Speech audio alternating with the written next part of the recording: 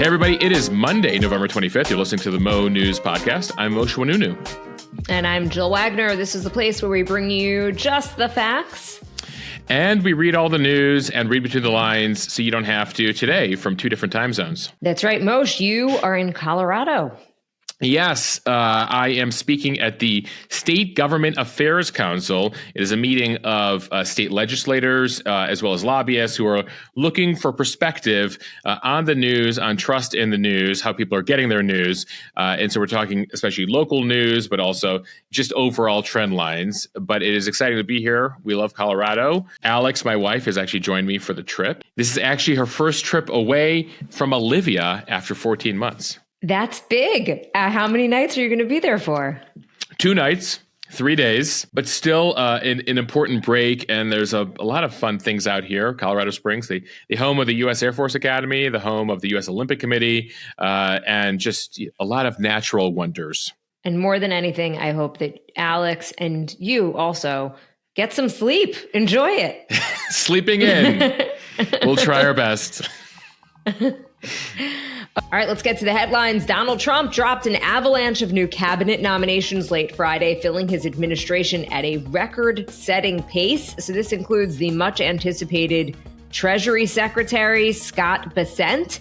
We'll tell you what this could mean about the administration's economic plans and why some of Trump's picks for the health department are causing concern and also excitement, depending on which public health experts you talk to. Plus, Donald Trump picks a pro-union labor secretary, which is concerning some leaders in his own party. Overseas, we've got a new climate deal out of an international summit that will have rich countries paying developing countries hundreds of billions of dollars every year. And a rabbi found murdered in the United Arab Emirates, where he was working. The Israeli government calls it an act of, quote, anti-Semitic terrorism.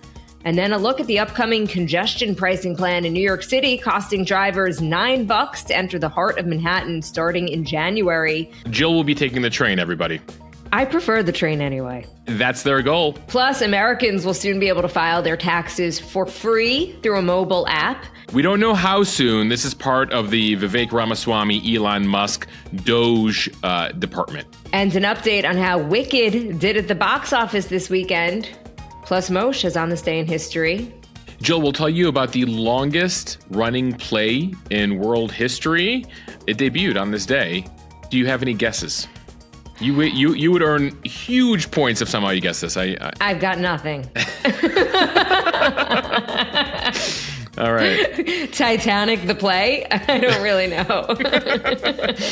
Well, stay tuned for the answer.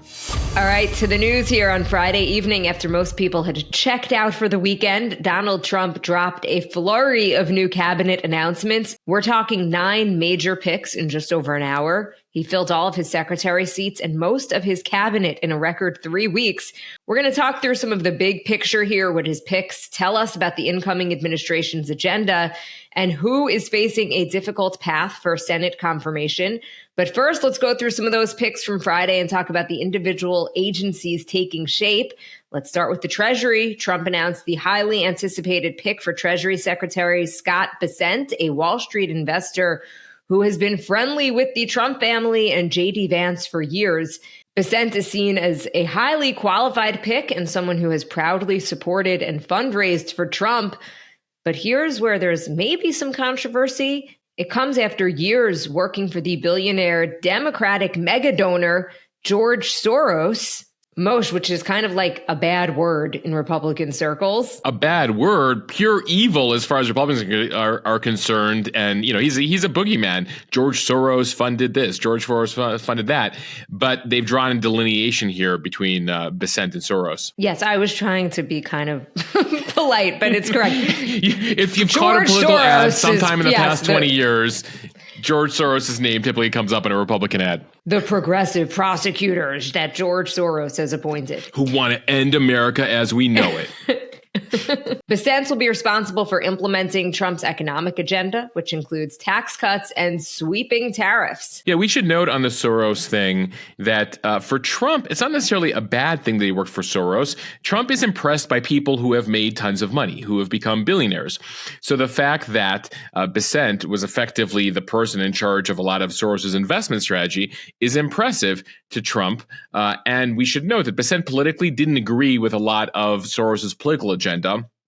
In fact, would push back on them at times and threaten to resign at times over some of the plans that Soros had of what he was doing with his money. Now, going back, Bessent did fundraise for Al Gore back in 2000, Democrat. He did then fundraise for John McCain, has sort of been making the move to the right here. But it's a very serious pick when it comes to the economy. Trump is very serious when it comes to the economy. He wanted somebody that Wall Street likes, that will ensure the stock market remains stable and goes up. And Bessent is, fascinating. You mentioned the Soros thing. He also happens to be gay and is raising 2 children via surrogate with his husband in South Carolina. But for Trump, it's ultimately a personality and policy fit and all about success. We told you about how there was a whole internal debate within Trump about who would be Treasury Secretary. There was a major play made for the position by Howard Lutnick, the transition co-chair. You've seen him on TV in recent weeks. He was eventually given Commerce Secretary, but only after he made a major political move for Treasury. In fact, he had RFK Jr. and Elon Musk tweet on his behalf saying he's the right pick for Treasury. Some people internally described it as a knife fight, not a literal knife fight, but it will be interesting to more of a rhetorical knife fight. But ultimately here it'll be interesting because you're going to have Lutnick, who has passed over for the position, work with Bessent in that position. So there could be some tension there. And the challenge for Trump was he needed somebody who could calm markets, who's a professional on Wall Street, who's made money on Wall Street, but believed in his tariff strategy. Now, most of Wall Street does not. There is concern about his plan to implement tariffs and the impact that could have on inflation, on the economy, on growth, a whole variety of things, because ultimately, no matter what you do and incentivize companies to come back here to America, you're never going to be able to replicate manufacturing from China at the cost they're able to do it. So a certain amount of manufacturing will always remain abroad, and Americans will have to pay those tariffs. It's something I talked about with Sarah Eisen from CNBC. She is the latest guest on the Mo News Interview podcast. So search Mo News Interview after this podcast. Make sure you're subscribed to that podcast. We run through the economy, Wall Street, Trump, Elon Musk, inflation, all of the above. Again, over on the Mo News Interview podcast. All right, over at the Labor Department, one of the more surprising picks over the weekend, Republican Representative Lori Chavez DeRemer, named Secretary of Labor. She is a pro-union moderate. She narrowly lost her recent re-election for the House seat in her swing district in Oregon. She is one of only a few House Republicans who has supported major pro-union legislation. She was endorsed by multiple labor unions during her recent campaign, including the firefighters and the iron workers unions in her area. House Speaker Mike Johnson has said she has more labor union endorsements than any Republican he has seen in his entire life. Yeah, in this case, and this is the unique makeup of the Trump cabinet here, he's hearing from conservatives. In a traditional Republican presidency, she might not get through the Senate. But in the case of Trump's picks here, she's not even the most controversial, not even the top 3 or 4. And there is a feeling among Senate Republicans that regardless of their own personal feelings and how they differ from Chavez DeRemer on unions, that they're going to give Trump the cabinet that he wants.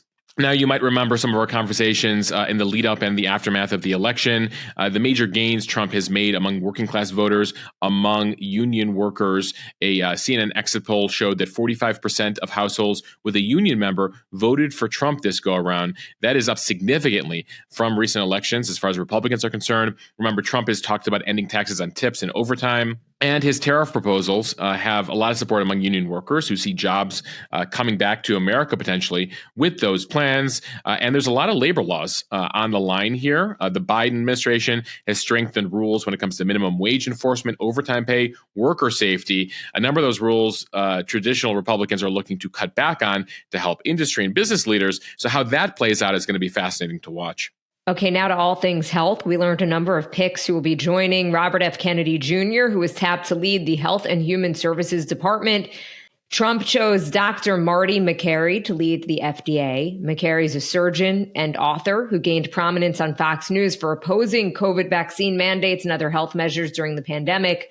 Much like RFK, Makary has spoken out against doctors overprescribing drugs and the use of pesticides on foods. The FDA has 18,000 employees and is responsible for the safety and effectiveness of prescription drugs, vaccines, and medical devices. It's also responsible for regulating consumer goods like food, cosmetics, and vaping products. In other areas of the health agencies, Trump also announced Friday that Dr. and former Republican Representative Dave Weldon of Florida would lead the CDC. And Dr. Jeanette Nushwat would be the next Surgeon General. You might also recognize her from Fox News, where she's a contributor. All of the people nominated for the health department have called the U.S. health system broken and have vowed to shake up the department responsible for the nation's health. Yeah, this is a critical group. We're talking CDC, NIH, FDA, Surgeon General, HHS. It's sort of the health alphabet soup of Washington. All would be working under RFK Jr. if he receives Senate confirmation. Many of these positions also require Senate confirmation. And a number of them have been critical of vaccine mandates, of approval processes, drug approval, overall management. The argument is that the U.S. spends the most money on healthcare in the entire world and has some of the worst health outcomes in the developed world. So they point to these agencies saying, we're in need of reform here. So you have two perspectives on this, Jill, that we're hearing from public health professionals. One, the more prominent one right now, doctors, scientists who are worried about a gutting of the public health agencies, a loss of scientific expertise, an injection of politics into an area that has been academic. They fear that there will be even worse health outcomes if some of the agenda items that these folks have been calling for are implemented, especially when it comes to preventable deaths from things from certain vaccines, etc. At the same time, you have a recognition from a number of health experts, and you hear this from a number of folks. Remember, we had Dr. Drew Pinsky on the podcast earlier this year, and they've talked about how these unorthodox approaches are welcome, given the state of affairs, given the lessons learned from the pandemic, the decision to close schools, and the impact that had, far-reaching impact that had over time, with a question as to whether that would really ended up preventing much in the way of spread, questions about the mask policy, the vaccine mandates, a lot of stuff coming out of COVID that have also led to an increasing mistrust the American people have in these health agencies. So they're saying, they communicated off, even remember the 6 feet distance you were supposed to keep between people, where they sort of came up with that out of thin air.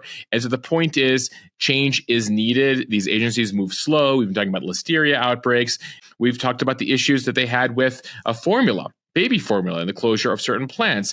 So a lot of questions about the safety of the things we're putting in our body. And these folks say it is time for an overhaul of these agencies. Again, people who have worked there for years, concerned about what that means, how these will be implemented, and what it'll mean for overall trust in the system, whether it'll increase trust or make mistrust even worse.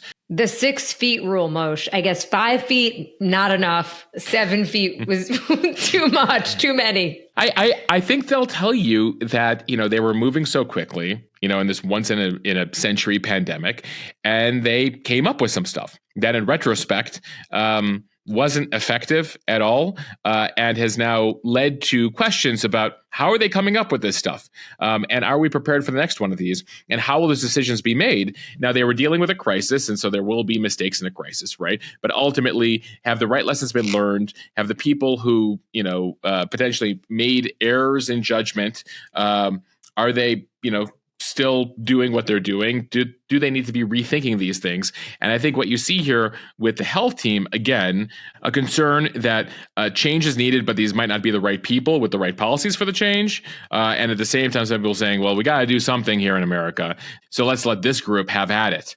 So this will be very interesting to watch, and it's making for interesting bedfellows among Democrats and Republicans in terms of who supports this stuff and who doesn't support this stuff that is not along typical party lines here. This was part of the Maha debate that we heard, Make America Healthy Again, and the reason why RFK Jr. was able to bring some folks over to the Trump team, especially younger women who might not agree with Trump on a number of things, but did agree with him giving RFK prominence on that. So we're going to be hearing a lot about this. Among the issues, Jill, fluoride, the use of fluoride in water.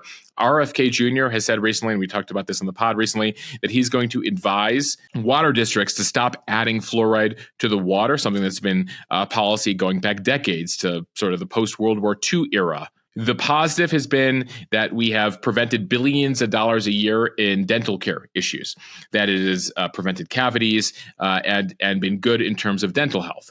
The downside, and there have been some studies that have shown this, and they're investigating this further, is that at a certain level, adding fluoride to water could have detrimental effects on brain development, potentially ADHD, and other issues. We should note that a number of European countries and other countries around the world have banned the use of adding extra fluoride and water. Remember, fluoride does naturally occur in water, and of course, in our toothpaste, most toothpaste, you have fluoride these days. So there's been a question as to whether that's even necessary anymore. And you're seeing certain localities and states implement different procedures. There was a town, Winter Park, Florida, recently that voted to stop adding fluoride to the water. You also now have the state of Florida saying that they're rethinking it. I don't know anyone in Florida who drinks the tap water, but that's besides the point. The point is that this is among the things that have sort of been policy for decades that the new health team that Trump has put in place here is going to be looking at. Jill, we'll keep going deeper into this because I know this is of a lot of interest. There have been examples in Canada, some of you have sent me, where certain provinces and towns have cut fluoride in water and have seen cavities explode. So there's a lot of back and forth positives, negatives when it comes to this sort of thing. To the Justice Department, last Thursday, Donald Trump announced a new pick for Attorney General just hours after his first pick. Matt Gaetz stepped down. So his new pick, Pam Bondi, is the former Florida Attorney General. She is a much more conventional pick than Gaetz. And as we reported on Friday's podcast, she has got a lot more legal experience. She is known as a tough litigator. But there are still questions being asked about how she's going to fit into Trump's plan to remake the Justice Department and what areas she's going to focus on. Yeah, Bondi was actually a prosecutor. She was actually a state AG, more traditional experience that you have versus what Gaetz had or didn't have when it comes to AG. But there's a lot of questions inside DOJ about what she'll actually be doing as Attorney General, how much she will overhaul the place around the talk that Trump has had in recent months here about the need to fire a whole bunch of people. She's talked about prosecuting the prosecutors who pursued the cases against Trump. Remember, 2 federal cases that are actually winding down now because he's about to be president. So they can either wait to be fired and wind down the cases himself, or they can wind them down in advance, which is what you see the special prosecutor, Jack Smith, doing right now with the classified records, top secret docs that Trump took back to Mar-a-Lago with him. They were able to delay that case significantly enough that he never got that never went to trial. And in the other case, of course, having to do with January 6th. So what does it mean to prosecute the people internally? How many people does she plan to fire? How ugly will it get inside the Justice Department, et cetera, is one of the big questions. Then there's Trump's promise to pardon the January 6th rioters. Hundreds of them are serving time in prison. Will they all come out of prison? How will he draw that line? How will she draw that line as Attorney General? And then there's Obamacare. He has signaled again that he's looking to axe the Affordable Care Act. Some of that has to be done legally. How will she pursue those cases? So ultimately here, as we talked about in the health world, nervousness internally at the Justice Department, to what extent Trump will make good on some of the rhetoric about overhauling and firing people to place once he takes office on January 20th. Some other nominations last week for the Secretary of Housing and Urban Development. Trump chose Scott Turner, a motivational speaker and former NFL player. He also ran the White House Opportunity of Revitalization Council. He also ran the White House Opportunity and Revitalization Council during Trump's first term. He'll be the highest-ranking Black official in Trump's cabinet. And for the Office of Management and Budget, Russell Vought. He was a leading figure in the creation of Project 2025. You might remember Project 2025 as a governing blueprint that was written for Trump by conservative activists. Even though Trump denied any connection to it during the campaign, it has everything on policies to enact and what changes to make to the executive branch. and overlaps with much of his agenda. Project 2025 lays out the political groundwork to lessen worker protections, replace civil servants with Trump loyalists, among other things. Vote, the OMB pick, spent years building this plan, particularly in the areas that are meant to strengthen presidential power. Project 2025, needless to say, is extremely controversial. And on the campaign trail, Trump really distanced himself from the project, saying he didn't know anything about it. He called some of the ideas, quote, ridiculous and abysmal. But since being elected, he has now chosen at least 5 people involved in Project 2025 for top jobs in his administration. Yeah, and there's another dozen or so that'll come in at lower levels there. You might never have heard of OMB, the Office of Management and Budget. Effectively, what Vote is doing is once Congress allocates trillions of dollars to be spent by the federal government, he's in charge of implementing it. And he's talked about how we don't always have to listen to Congress in terms of how they allocate those funds and designate those funds. So it's going to make for some interesting execution there. How does he see the role? How much more executive power? And Jill, one thing you can expect, like we saw for the past 4 years during Biden, with Republican attorneys general filing lawsuit after lawsuit after lawsuit in certain policies, watch for that to happen this go around with Trump in office. A number of lawsuits when it comes to executive power and various policies here that Democrats and various interest groups will be filing here. As far as some other Project 2025 folks, the new head of the FCC, Brandon Carr, he wrote the Project 2025 section on the FCC, proposed what he called dismantling the censorship cartel, restoring free speech, a challenge to the TV networks and some of the major media outlets. Tom Homan, we've told you about, the borders are. He was a contributor to Project 2025. He was a contributor to Project 2025 on immigration policy. The new nominee to lead the CIA, John Radcliffe, also contributed on those issues. So a whole number of folks there, despite Trump publicly distancing himself. We told you on this podcast and the newsletter, there was a lot of overlap with his policies in 2025, regardless of the rhetoric and the distancing that he was attempting to do. Okay, so let's talk big picture. What do all of these new picks tell us about Trump's governing strategy? Well, what seems to be driving him more is his focus on loyalty. Above all else, he's chosen people who have signaled their allegiance to him, and they've already publicly agreed to enact various parts of his administration's plan. He's chosen big donors to his campaign, and a lot of people from Florida, where he has set up his transition at Mar-a-Lago. That being said, he will have one of the more diverse cabinets ideologically. Some of his picks were former Democrats, like his pick for Director of National Intelligence, Tulsi Gabbard, or worked with Democrats like Treasury Secretary Scott Bessent. Others are accused by the GOP of having policies that are too far left, like RFK, who supports abortion access, and his pick for Labor Secretary, who is pro-union. Yeah, some are on the far right of the Republican spectrum.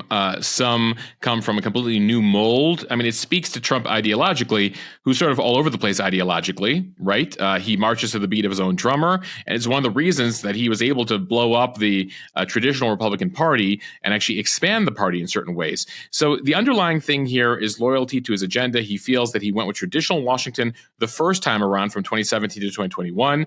Some of those people publicly were fired because they were not implementing his agenda. They were pushing back on him. So he feels with take two here, he's going to bring in people who actually believe in his plans to blow things up in Washington.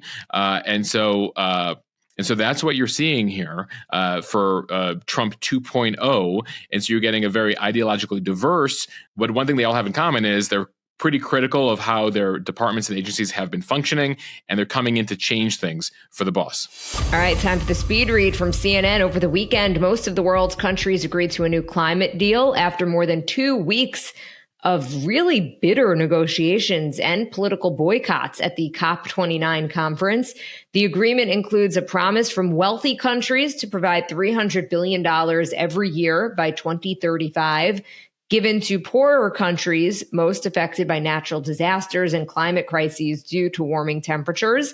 Critics from those poor countries are calling the pledge insufficient, citing economists who have said that at least $1.3 trillion is needed to help developing countries cope with a climate crisis that has been mainly caused by the wealthier countries. Yeah, the deal here, and you're going to hear about this for years and decades to come, is that the rich countries of the world, like the United States, got rich by polluting the last 100 years, by pumping a lot of CO2, burning a lot of coal, oil, etc., and now have created rules as climate change has become a thing for these developing countries saying, you can't do it the way that we did it. And so there's resentment there. And then beyond that, some of the most vulnerable countries in the world are the countries that have contributed least to global pollution. So with oceans rising and various extreme weather events that we're now seeing pretty frequently, droughts, flooding, etc., you're talking about Bangladesh, you're talking about areas of Africa, you're talking about Central America, you're talking about small islands in the Pacific that might not exist in a couple decades, all bearing the brunt of climate change, even though they didn't contribute in any way to the massive explosion of CO2 we put into the atmosphere.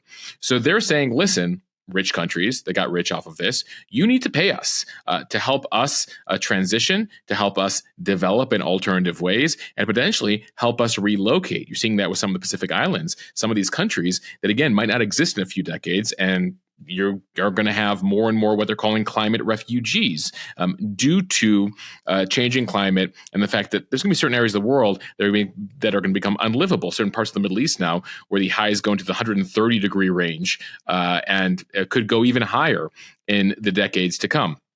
So there was a lot of tension around this, and there are questions as to how much money is necessary. You mentioned the 1.3 trillion figure. They agreed to 300 billion. The hope is that the World Bank and other private organizations are going to help fill the gap there for developing countries. But you know who funds the World Bank and some of these other organizations? The United States. Do you know who will likely not follow through on this? Donald Trump, who is looking to pull the U.S. out of the Paris Climate Agreement. And so there's a lot of questions about how this deal will be implemented, the role the U.S. will play, given the new administration that's coming in, and how they feel about climate change. They view it as much lower on the totem pole than a number of other countries in the world and democratic administrations from years past. So this is something we'll continue to watch here coming out of this summit. From the Wall Street Journal, an Israeli rabbi living and working in the United Arab Emirates was found murdered this weekend after he went missing last Thursday afternoon. Israel's spy agency Mossad was tipped off that the 28-year-old Zvi Kogan might have been abducted in an act of terrorism and started to investigate. A few days later on Sunday, his body was found by Emirati officials. A person familiar with the investigation said that they suspect that Uzbek citizens with ties to Iran were responsible for his death. At least some of these suspects are believed to have fled to Turkey. Emirati authorities say they have arrested 3 people in connection with the killing. Israel's prime minister's office has called it, quote, an abhorrent act of anti-Semitic terrorism. Yeah, the rabbi's car was found about 100 miles from his home, abandoned. Iran has a history here of hiring nationals from other countries, typically Central Asia, like Uzbekistan, to conduct the various hitman missions they want to do abroad. Remember, recently, one of the people they tried to hire from Azerbaijan, one of the people they tried to hire was a non-Iranian from that part of the world to try to assassinate Donald Trump here in the U.S. As far as Israel in the UAE, which includes Dubai and Abu Dhabi, is one of the countries that signed the 2020 Abraham Accords, which opened up relations between Israel and a number of Arab majority Islamic countries. It has allowed Israelis to visit the country. In this case, Kogan helped set up a synagogue in the UAE, but there is now a new warning to Israeli citizens not to travel to Arab countries due to threats like this. And so we'll watch how this unfolds. Interesting here, the allegation on Iran, Jill, because if Iran is actually trying to kill like a random rabbi in UAE, that's an act of war that would potentially bring on an Israeli attack, not something Iran is looking for. So still details murky on this, and we'll follow it. And also looks so bad for the UAE as well, which, as we said, had normalized relationships with Israel and runs a pretty tight ship there. Yeah, they know who comes in, who goes out, and they're tracking you while you're in the UAE. So a huge embarrassment for them in that part of the world. Okay, back here to this part of the world, very specifically New York. From the New York Times, come January, most drivers will have to pay $9 every time they drive into the heart of Manhattan as part of a new congestion pricing plan. The toll aims to improve traffic and air quality and, crucially, raise about $15 billion to fix the aging subway system in New York City. It is the first of its kind in the country, although large cities in other countries like London, Stockholm, and Singapore have seen a decrease in gridlock and pollution as a result of similar tolls. Now, this plan is set to go into effect the first week of January. You might recall that they want to do this last year. The governor strategically canceled it ahead of the election and is now implemented at a slightly cheaper price, still $9 every time you enter Manhattan south of Central Park. Still pretty significant. It is going to be challenged here by a number of lawsuits. Also, President-elect Trump not into this. Can the federal government block this? Unclear. He takes office on January 20th. This is set to go into effect about 2 weeks beforehand. You will be charged again if you travel into Manhattan south of 60th Street. You will pay a smaller fee if you take an Uber or taxi into the city, between $1 and $2, effectively between 70 cents and $2 there. The goal here to raise those funds to upgrade the subway system, which if you've taken here, there are still sometimes subway cars that you can take on the C train. There's a couple lines, Jill, where they're still using train cars that were inaugurated during LBJ. President Lyndon Johnson in the 1960s. We're still using them. It is hard to find parts and repair them. It leads to major delays. Some of you who know this in New York City experience them. There are subway systems around the world that are more modern than New York. And when I talk about more modern, I'm talking about most of them, whether it's Athens, Greece, Madrid, Spain, Mexico City, Moscow. And so some people are shocked when they come to New York City for the first time. They're like, this is your subway system? And so they're trying to raise funds to finally start to upgrade that. The question is, even when they raise those funds, will they be able to upgrade it in a significant way? Yeah. So if you're taking the subway in New York and the seating arrangement kind of looks like a Tetris board, that's an old train. Yeah. Moshe, not a surprise, the congestion pricing plan, very unpopular in the burbs. And a lot of critics think that the governor, Kathy Hochul, who had initially wanted that pricing plan to be about $16 every time you drove into below 60th Street. So she scrapped the plan or put it on pause a couple of months before the election. And some critics have said that that was just to help out some of the Democratic congressional candidates because they would have come under fire ahead of the November election. And lo and behold, it's back. Shocked. Politics played a role in this? Okay, from Semaphore, Elon Musk and Vivek Ramaswamy have reportedly discussed an idea to release a mobile app on which Americans can file their taxes for free. It is part of their initiative to overhaul the tax system and improve people's relationship and interactions with the federal government. Musk and Ramaswamy lead Trump's newly created Department of Government Efficiency, or DOGE. Its goal is to cut government spending and reduce federal regulations. The tax filing app is said to be a highly preliminary idea by people close to the matter, but reports about the suggestion caused stock prices for H&R Block and Intuit to fall in the days following. Intuit, by the way, makes the popular tax filing software TurboTax. So the Biden administration has started the push here to make tax filing more accessible and free. Easier filings, though, handicap the billion-dollar companies like TurboTax. Intuit has spent decades lobbying against the government here to offer free and easy filings. By the way, this is a reminder that there's a lot of things that you think, like, why don't we do it that way? Well, there are interest groups protecting their profits in a variety of ways. So this is one of the reasons why some people are excited about the DOGE department there. The question, of course, is, can they design it? Can they implement it? Can they get Congress to pass it through despite the lobbying efforts? But it reminds me, Joe, of the meme that becomes popular every tax season. That shows, somebody talking to the IRS saying, "Hey, IRS, what do I owe?" And the IRS saying, "You have to figure it out." And the person saying, "Really?" And they're like, IRS saying, "Yeah." And the person saying, "Okay, I think it's this amount." The IRS saying, "Nope, got it wrong, straight to jail."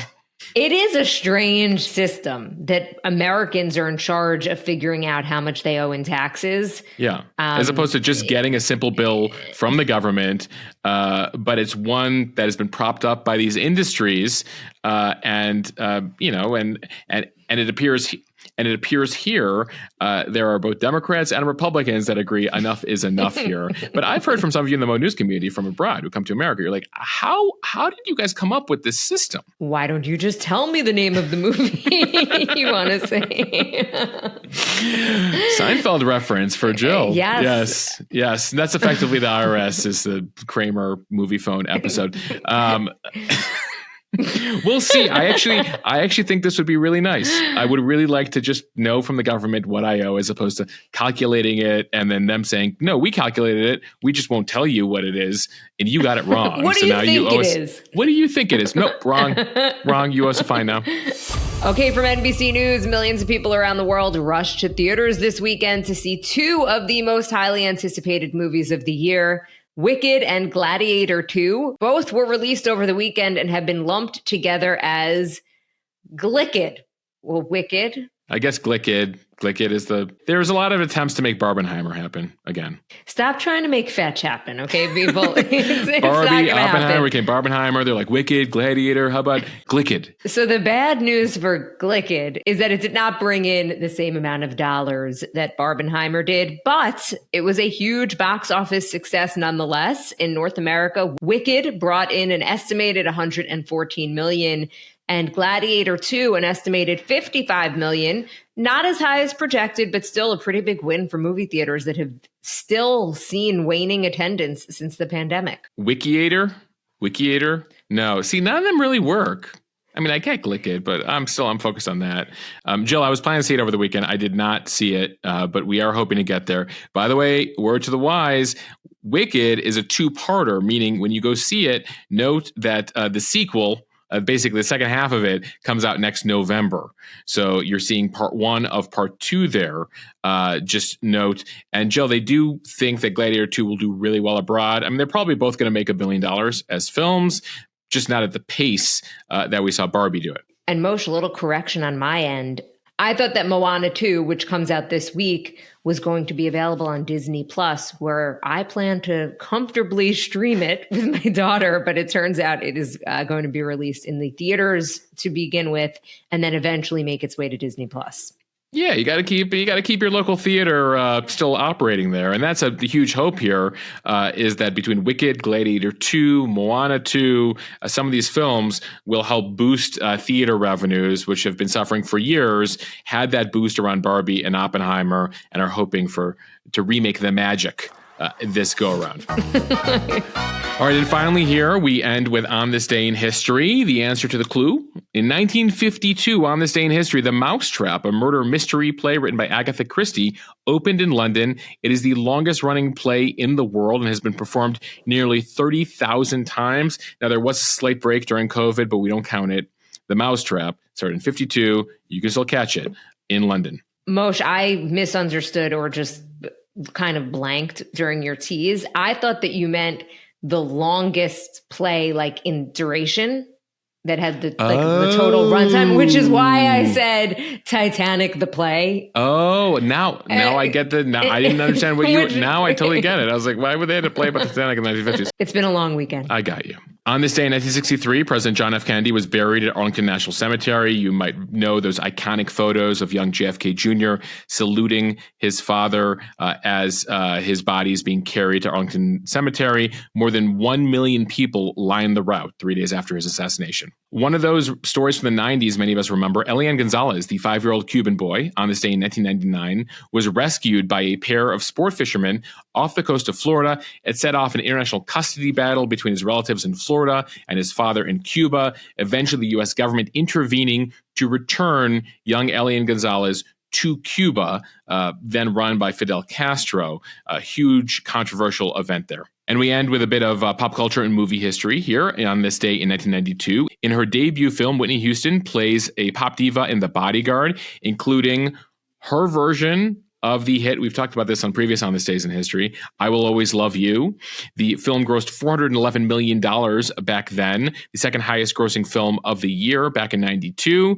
And of course, just the iconic I Will Always Love You Whitney performance. On that day in history, by the way, same day, 1992, on this day, also premiering a little movie named Aladdin. As of then, it was the highest grossing Disney film of all time. Fun fact for you, we all remember and cannot imagine the genie being anyone but Robin Williams, but they didn't quite know who they were going with in the casting process, and this goes for a number of the characters. Apparently, an initial Jafar they spoke to had a very whiny voice, and they wanted Jafar to be more authoritative, and that's the voice they ended up going with. But as far as the genie is concerned, Jeffrey Katzenberg, considered several others before Robin Williams that included John Candy, Steve Martin, and Eddie Murphy. Okay, I'm obsessed with Robin Williams as the genie, obviously, but those are pretty good picks. I could see particularly Eddie Murphy crushing the role of the genie.